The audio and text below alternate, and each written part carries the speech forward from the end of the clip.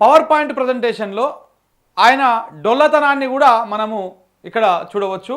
ఆయన దేవాదుల ప్రాజెక్టు ఏ బేసిన్లో ఉంది, గోదావరి నది మీద కట్టినటువంటి దేవాదుల లిఫ్ట్ స్కీమ్ కూడా ఏ బేసిన్లో ఉంది అన్నటువంటి అడిగినటువంటి నాలెడ్జ్ రేవంత్ రెడ్డి గారి సొంతమే.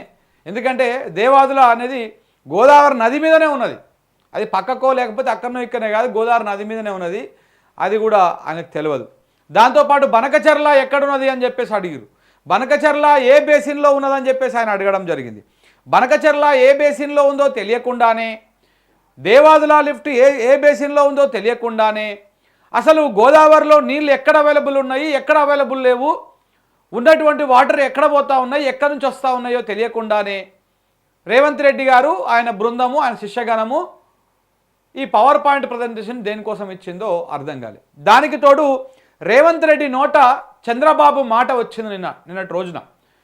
రేవంత్ రెడ్డి ప్రెస్ మీట్ పెట్టి తెలంగాణ హక్కుల కోసం, తెలంగాణ నీటి హక్కుల కోసం, ఇగో ఇవి మా నీళ్లు మాకు, మా హక్కులు మాకు ఇవ్వాలన్నటువంటి మాట్లాడేటువంటి విధంగా కనిపించడం లేదు. ఆయన ఎట్లా మాట్లాడారు అంటే నిన్న, అయ్యా చంద్రబాబు నాయుడు గారు మీరు ఈ రకంగా వస్తే మీకు బనకచెర్లకు అనుమతులు వస్తాయి అని చంద్రబాబు నాయుడిని అలర్ట్ చేసేటువంటి విధంగా మాట్లాడినట్టుగా స్పష్టంగా అర్థమవుతా ఉన్నది.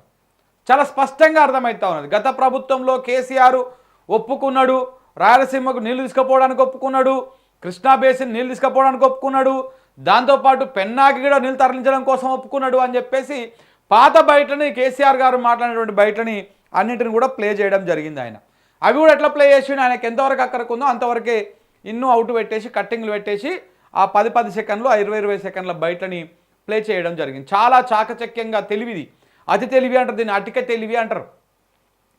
అతి తెలివి, అటిక తెలివి అంటారు దీన్ని. ఎందుకంటే ఎంతవరకు కావాలో అంతవరకు కట్ చేసుకొని అసలు విషయాన్ని ఇటు అటు రెండింటిని కట్ చేసేటువంటి ప్రయత్నం. ఆయన అన్నది వాస్తవమే, కానీ దేనికి ఎప్పుడు అన్నారు?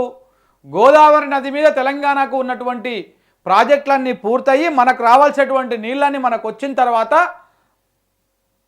కృష్ణా బేసిన్కి కానీ, పెన్నాకి కానీ, ఇంకెక్కడికైనా కానీ ఎత్తుకపోవచ్చు వాటర్, దాంట్లో ఏమీ అనుమానం లేదు, మనము అన్ని వాడుకుందాము, ఉన్నటువంటి నీళ్ళని వాడుకుందాము, 2 తెలుగు రాష్ట్రాలు బాగుపడదామన్నటువంటి ఉద్దేశంలో ఆయన మాట్లాడడం జరిగింది. కానీ గోదావరి నది మీద ఉన్న తెలంగాణ ప్రాజెక్టులను ఎండబెట్టాలి, ఉన్న నీళ్ళని ఎత్తుకపోవాలని చెప్పేసి కేసీఆర్ గారు అన్నాడు కూడా ఆయన.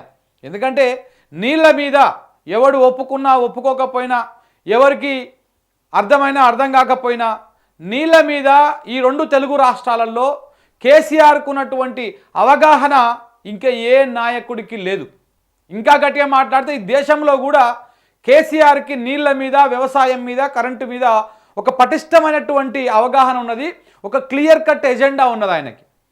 ఆయన దేశ రాజకీయాలకు పోవాలన్నటువంటి ఆలోచన చేసినప్పుడు కూడా ఆయన కదిలించింది ఇదే నీళ్ళ సబ్జెక్టును, ఇదే కరెంటు సబ్జెక్టును, ఇదే వ్యవసాయాన్ని కదిలించిండు ఆయన. అందుకే మోడీకి, అమిత్ షాకి వణికిపోయింది. అమ్మో ఇదేదో కథ అవుతుందిరా, రైతులను గెలికితే కష్టమవుతుంది, ఎందుకంటే అదే రైతులు సాగు చట్టాలకు వ్యతిరేకంగా పోరాటం చేసి 303 వచ్చినని విర్రవీగిన బీజేపీని అసలు సొంతంగా ప్రభుత్వాన్ని ఏర్పాటు చేయనంత స్థాయికి పడిపోయింది కారణం రైతులు. కాబట్టి మనం రైతుల ఎజెండాతో పోతున్నటువంటి కేసీఆర్ను ఇప్పటికిప్పుడే తొక్కకపోతే రేపటి నాడు మనకి ఏకుకు మేకై మొగడై కూసుంటాడు.